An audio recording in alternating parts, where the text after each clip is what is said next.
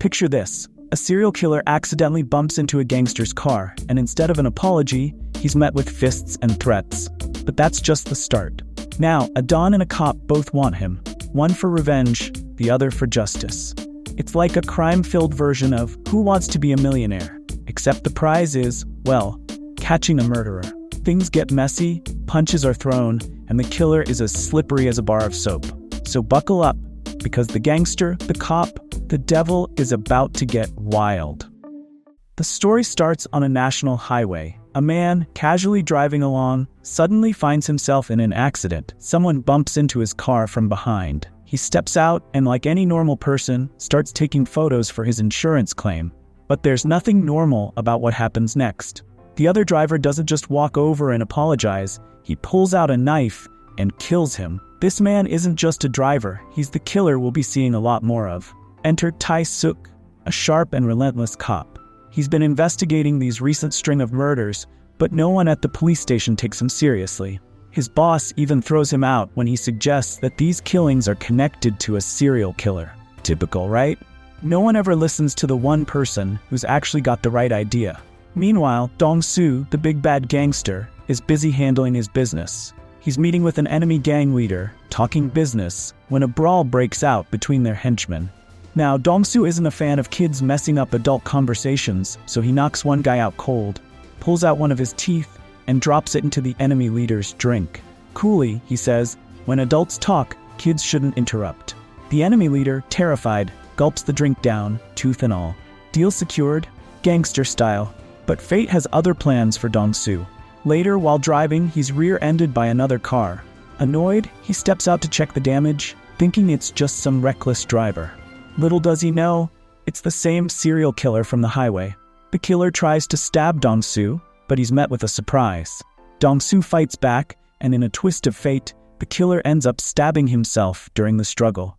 Bleeding, the killer flees the scene, leaving Dong-soo injured but alive. Dong-soo's men immediately assume this was an attack by their rival gang and retaliate by attacking them. Meanwhile, the killer, proving just how tough he is, stitches himself up in a dingy bathroom, using a stapler, yes, a stapler, and then steals some old man's clothes to make his getaway. When Dong-soo wakes up in the hospital, he tells his men that this wasn't a gang attack, but someone else. He orders them to find the attacker, giving them the car's license plate number. Soon after, Tai-suk arrives to investigate and questions Dong-soo, wondering why he didn't report the attack to the police. Dong-soo, with his usual cocky attitude, tells him, "I have more information than the cops." Tai-suk, not one to back down, takes a photo of Dong-soo's damaged car for his own investigation. The killer isn't done yet. He murders a truck driver, steals his truck, and keeps going with his spree. But Tai-suk, ever the determined detective, has already figured out that this same killer attacked Dong-soo. He starts searching for him, and even raids some of Dong-soo's hideouts to pressure the gangster into cooperating. Finally, Dong-soo and Tai-suk come face to face, realizing they both want the same thing, to catch the killer. They strike a deal. Whoever finds the killer first gets to decide his fate. For Dong-soo, that means killing him. For Tai-suk, it's all about bringing him to justice.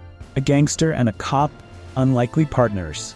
Dong-soo's men eventually find the killer's car and knife, and Dong-soo hands them over to Tai-suk. But Dong-soo has a bigger plan. He sends his men to kill his enemy using the killer's knife to frame the murder as part of the killer's string of crimes. This clever plan keeps Dong-soo's hands clean while his rival gang suffers. One day, the killer is having a quiet meal at a restaurant when he hears on the news that someone was killed with his knife. Enraged, the killer attends the funeral of Dong-soo's rival and hands the man a note. It reads, "Your leader was killed with my knife, but I didn't do it."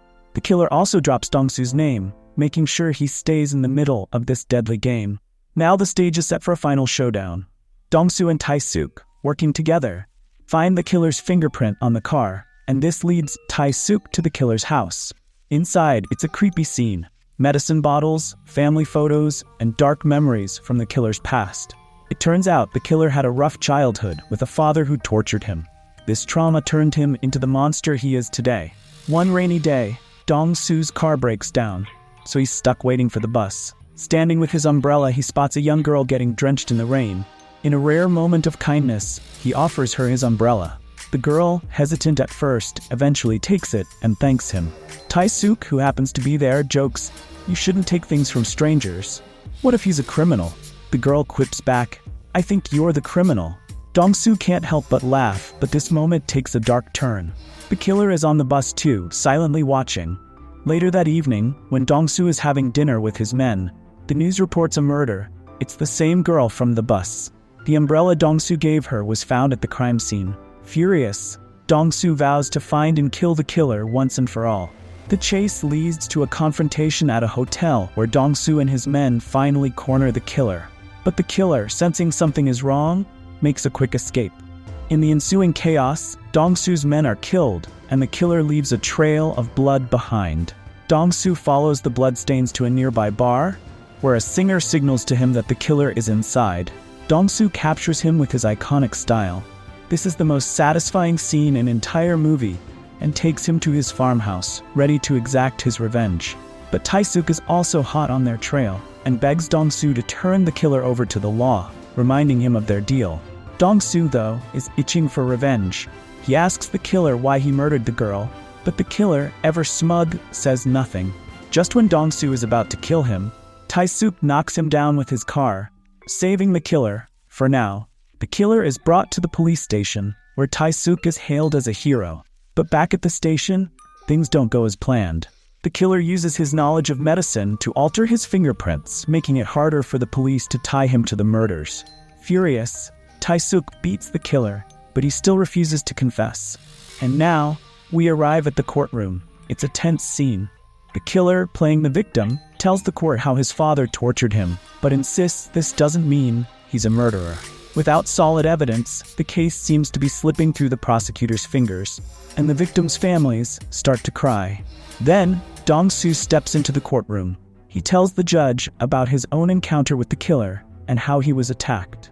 The killer's lawyer immediately objects, mocking Dong-soo for being a gangster. But Dong-soo, keeping his cool, replies, "If this happened to your family, you'd understand." He presents the sketch he made of the killer and shows his own scars, telling the court how he fought back and stabbed the killer in the chest during their struggle. The killer's face goes pale. He knows the evidence is damning. In a final move, Dong-soo shows the note the killer left behind, admitting to the attack but denying he killed the girl. The jury is convinced. The killer is sentenced to death, and Dong-soo, for his testimony and cooperation, gets his sentence reduced. In the end, Tae-suk gets the respect he deserves and is promoted within the police department. But Dong-soo isn't quite done. The final scene shows him entering the same prison where the killer is being held. As he walks through the corridors, prisoners bow their heads in respect. The story circles back to an earlier conversation between Tae-suk and Dong-soo, where Dong-soo had asked to be placed in the same prison as the killer if he were ever testify. Dong-soo's plan had always been clear. He wanted to be locked up with the killer. Rope in hand, he approaches the killer, who's showering. The killer looks up, and for the first time, he knows. It's game over. And with that, the story ends. Thanks for watching till the end. If you enjoyed it, hit that like button and subscribe for more. Let me know your thoughts on the ending in the comments, and feel free to suggest any movies you'd like me to cover. See you next time.